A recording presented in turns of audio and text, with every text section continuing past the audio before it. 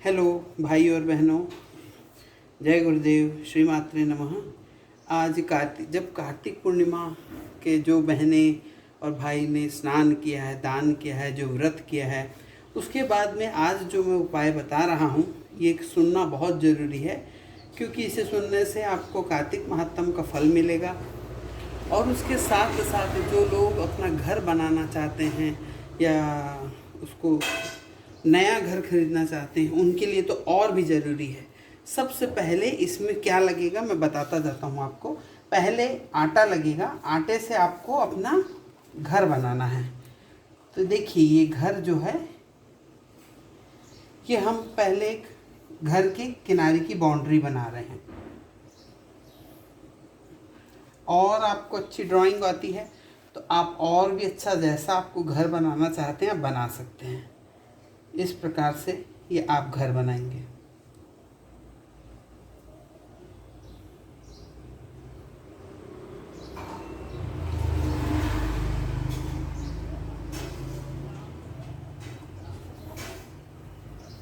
देखिए ये हमारा घर बन के तैयार हो गया है। अब हमको घर के अंदर के रूम बनाना है। रूम बनाने के लिए ये हमने रूम बनाना चालू करें, लेकिन एक चीज़ का ध्यान रखेंगे कि रूम बनाने के लिए हमको रूम पे दरवाजे ज़रूर बनाना है, चौखट, कि जिससे हम आ जा सकें। देखिए ये हमने रूम बना रहे हैं और इसमें रूम के ये दरवाजे भी हैं। यहाँ से हमने रूम का दरवाज़ा भी बनाया है। 2 रूम बन गए। फिर है ये हमने तीसरा रूम बनाया है। अब आप इसे रूम गिन सकते हैं, किचन गिन सकते हैं, जैसा भी हो। ये अग्नेय कोण का ये हमारा किचन हुआ, यानी हमारे घर के अंदर का एक रूम और बन के तैयार हुआ। ये हमारा पूजा रूम बन के तैयार हो गया। और बीच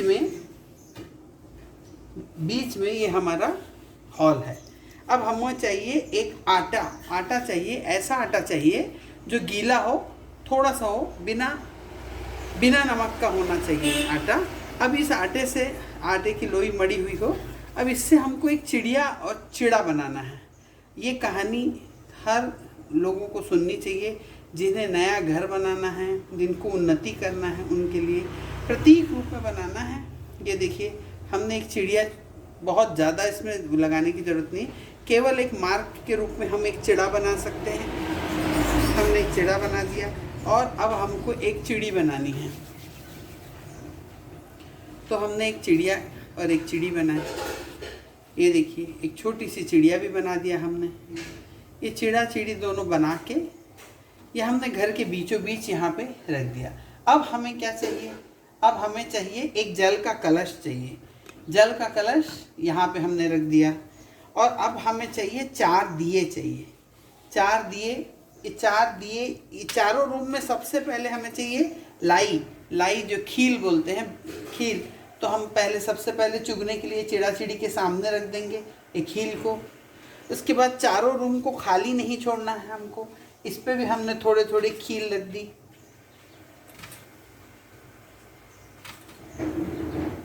इसके बाद चिड़ा चिड़ी के पास में वो नहीं है, मीठा कुछ रखना है, तो हमने एक बताशा रख दिया चिड़ा चिड़ी के पास में। इसके बाद में हमें क्या चाहिए? 4 दिए चाहिए। हर रूम में एक दिया जलाना है। देखिए ये हमने 4 दिए रख दिए।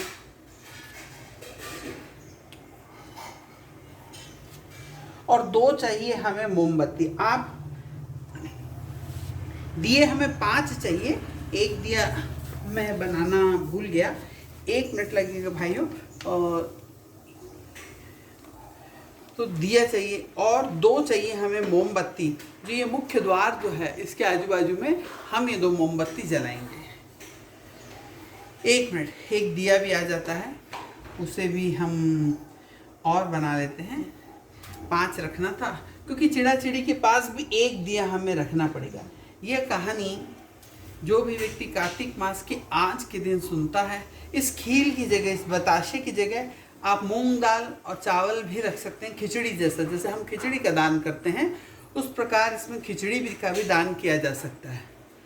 तो आप खिचड़ी का भी दान कर सकते हैं। आज के दिन का जो खिचड़ी का जो भी व्यक्ति दान करता है उसको बहुत ज़्यादा पुण्य फल की प्राप्ति होती है।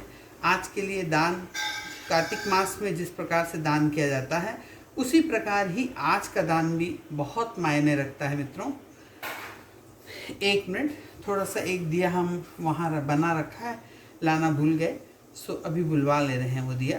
तो हमें हर रूम में एक दिया हमें हर रूम में रखना है। तो ये आप मेरे पास में सहूलियत के तौर पे हमने पीतल के दिए रख दिए हैं, आप इसे मिट्टी का दिया भी रख सकते हैं।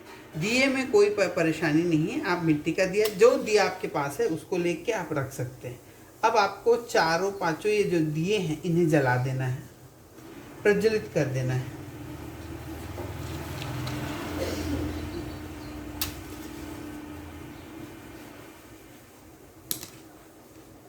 और ये दोनों जो हमने घर के पास उसमें द्वार पे तो मोमबत्ती लगाई है, इस मोमबत्ती को लगा लेना, ये मोमबत्ती को भी जला देना है। हमें द्वार के ऊपर भी उजेला कर देना है।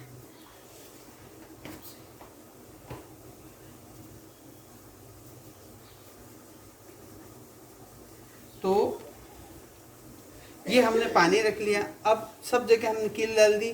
अब हमें थोड़ा सा कोई भी हम कहानी या व्रत कथा जब सुनते हैं तो खाली हाथ बैठ के हमें नहीं सुनना चाहिए, हमें थोड़ी सी कील ले लेना है। अब ये कथा है 4 चिड़िया लोगों की।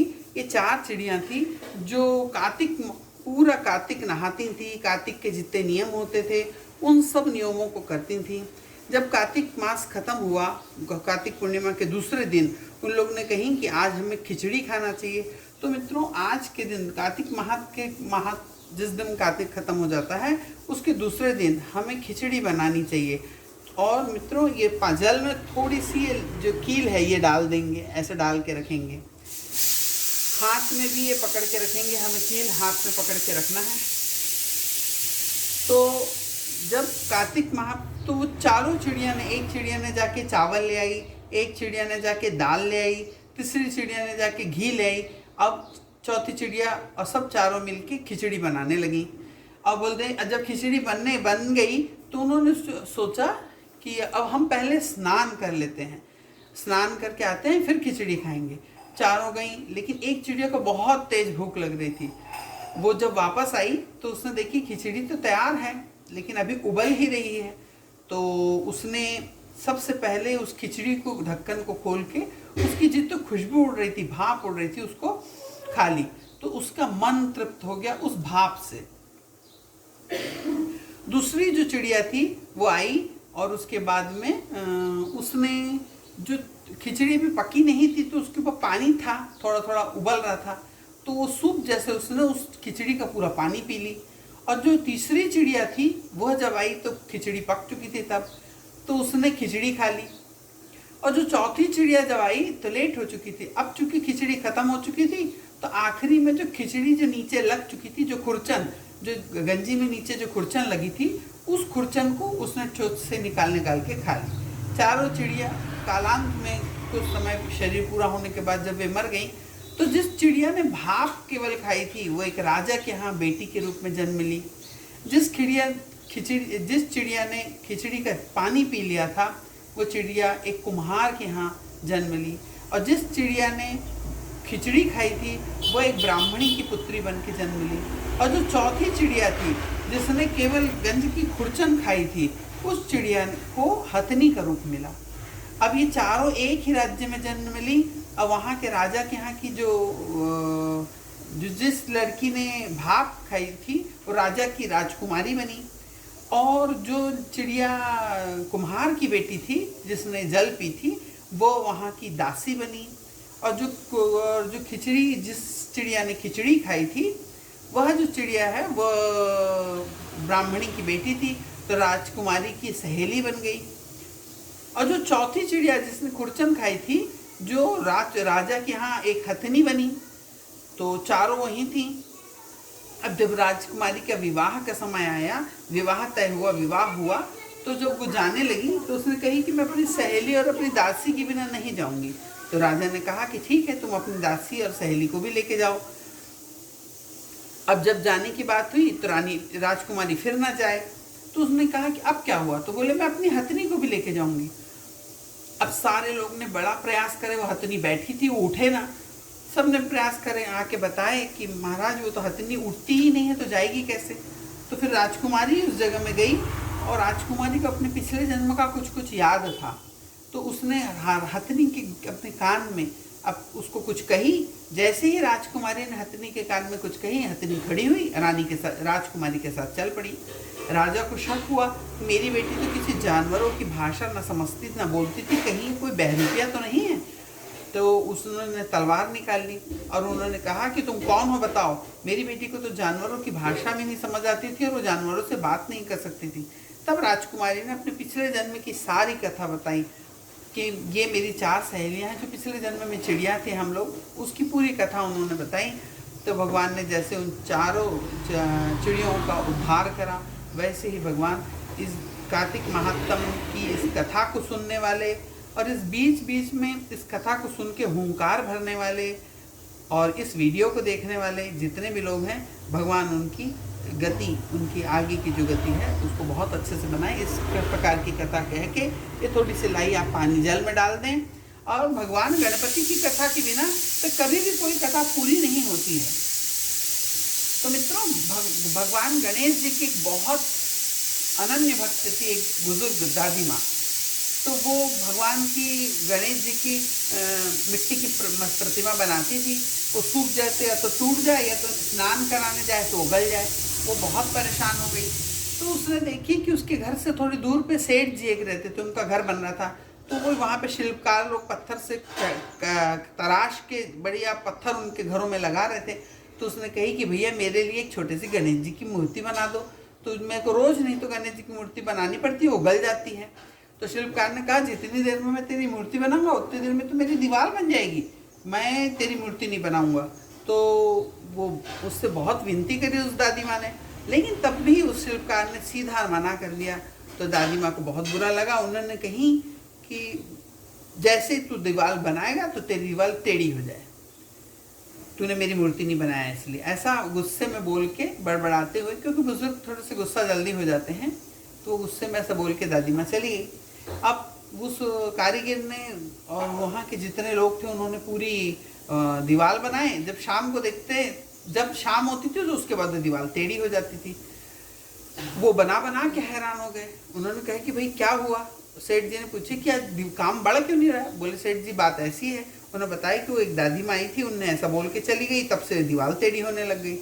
तो सेठ जी ने दादी माँ के घर गए, उनसे बोले कि दादी आप भगवान से प्रार्थना करो कि मेरा घर जल्दी से बन जाए, उसकी दीवार सीधी बन जाए, और अगर आप ये प्रार्थना करोगे और मेरी दीवार बन गई तो मैं आपको सोने के गणेश जी बना के दूंगा। तो दादी माँ ने गणेश जी मिट्टी के बनाए, उनसे प्रार्थना की कि भगवान ये सामने सेठ जी की दीवार बन जाए, ये मुझे सोने के गणेश जी बना के देंगे। तो उस सेठ जी का घर बनने लगा, अच्छे से बनने लगा। सेठ जी ने दादी माँ को एक सोने के गणेश जी बना के उन्हें ला के दिए। अब दादी माँ रोज़ सोने के गणपति जी की पूजा करने लगी, आराधना करने लगी। जिस प्रकार उस सेठ जी का घर बन के तैयार हुआ, ऐसे ही कोई व्यक्ति इस कहानी को सुनते हुए, हुंकार भरते हुए, इस वीडियो को देखते हुए जो भी इस कहानी को सुनेगा या आगे शेयर करेगा और ज़्यादा से ज़्यादा लोगों तक शेयर करेगा, उसके भी भगवान जल्दी से जल्दी घर, बड़े बड़े घर बनाएं। एक बन गया तो और बनाएं और बनाएं, कई घरों को वो मालिक और संपत्ति का मालिक बन जाए। इसी भावना के साथ इस लाई को हम इस जल में डाल देते हैं। लेकिन मित्रों, एक चीज़ का ध्यान रखेंगे कि अगर आप ये कहानी वीडियो आप तक दिन के समय पहुंचता है तो इस जल को आप उठा के भगवान सूर्य को अर्घ देंगे। और अगर ये शाम को या रात तक आपको मिलता है, आपको समय रात तक मिलता है, तो इस प्रकार का बना के आप रात के समय ये जो अर्घ है, इस अर्घ को आपको भगवान चंद्रमा को अर्पित करना है। तो और इस दिन आप घर में ज़रूर खिचड़ी बनाएं, और खिचड़ी बना के आप, मेरे घर में भी चीटी सुन रहे होंगे, मेरे घर में भी खिचड़ी बन रही है, तो खिचड़ी बनाएं। खिचड़ी लोगों को दान करें, ब्राह्मण को दान करें, मंदिर में दान करें, और सारी शुभता। मित्रों, आपने देखा कैसे हमको घर बनाना है और उसमें दीपक जला के पूरी पूजा करनी है। आप लोग जिस भाई बहनों ने इस कथा को सुना और इसकी विधि समझी, उन सब उनकी सारी मनोकामना पूर्ण हो। और जो नया घर बनाना चाहते हैं, घर की रिपेयरिंग कराना चाहते हैं, या और घर नया बनाना है, ज़मीन खरीदना चाहते हैं, वे भी अगर इस कथा को सुनते हैं आज के दिन और खिचड़ी का दान करते हैं, मूंग की दाल और चावल मिला के खिचड़ी का दान करते हैं, तो उनके घर जल्दी से जल्दी बन जाते हैं। उसमें अवरोध नहीं आता, रुकावट नहीं होती। तो मित्रों, आप ज़्यादा से ज़्यादा हमारे चैनल को सब्सक्राइब करें, और सब्सक्राइब इसलिए करें कि कभी हम बहुत शॉर्ट पीरियड के में कोई वीडियो रिलीज़ हो पाता है, क्योंकि कई बार यहाँ खुदाई उदाई हो रही है, तोड़फोड़ हो रहा है, तो नेट का कई प्रॉब्लम चल रहा है। हमारे पास नेट बहुत बढ़िया है, लेकिन बीच में चूँकि तोड़फोड़ हो जाता है, तो इसलिए रोड टूट रही है, बुलडोजर जा रहे हैं, तो कई बार इसमें रुकावट आ जाती है। तो लेट वीडियो अपलोड हो रहा है, ये हम रिलीज़ नहीं कर पा रहे। अब है, रिलीज़ ही नहीं हो रहा है, तो मैं क्या कर सकता हूँ। तो इसलिए आप सब्सक्राइब जरूर कर लें, दोनों चैनल को सब्सक्राइब करें और नीचे बेल आइकन को दबा के ऑल वाला ऑप्शन चुन दीजिए।